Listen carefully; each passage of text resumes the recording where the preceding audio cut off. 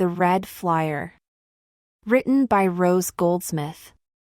Illustrated by Dougal Borman. We should start building a go-kart if we want to enter the race, Tyler said to her friends at the beginning of the vacation. Ah, the go-kart race, said Tyler's grandpa.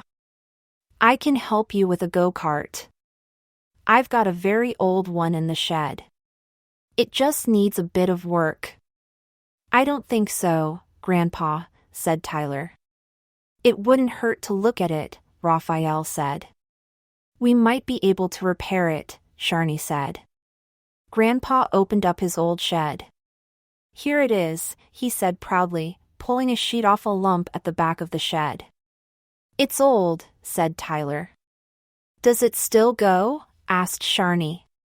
It might be better than starting again, said Grandpa. Back in its day, it was the fastest go-kart for 3 years in a row. As the children pulled the old go-kart outside, the rope broke. I guess we'll have to replace that, said Grandpa. Just as they got the old go-kart out into the sunshine, one of the back wheels fell off. I guess we'll have to replace that as well, said Grandpa. And that, said Tyler, pointing to the worn-out seat, which had a spring sticking out. I think we'll need to paint the kart again, said Raphael. There is a bit of work to be done, but I'm sure it will be a great go-kart once again, Grandpa said. I'm sure my dad has some rope we could use, Raphael said. I'll try to get a new seat from my cousin, Sharni said. I'm sure I've got a spare wheel somewhere, said Grandpa. And I think I still have some red paint in the garage. It took Grandpa and the children the first week of the vacation to get the go-kart ready. It looks just like it was before, said Grandpa proudly. Now, we just need a name, said Raphael. In my day, it was called the Red Flier, Grandpa said. And they all agreed they should keep that name. For the next week, the children took turns driving the Red Flier to see who would drive in the race. Tyler was the best driver, so she was chosen. On race day, all the go-karts were lined up at the start line.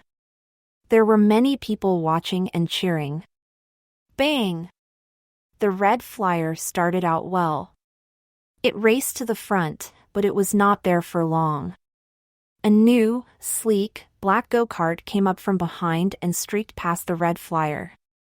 Tyler sat as low as she could to try to make the Red Flier go faster. They raced on down the hill to the last bend before the finish line. She was right behind the black go-kart, but the Red Flier could not get past it. The sleek black go-kart whizzed around the bend and began to spin like a top. Tyler knew she had to get around it or she would crash. Other go-karts were coming up behind. Oh, no, she thought, as she skidded past. But she managed to straighten the Red Flier up. Just as she crossed the finish line, she heard a smash.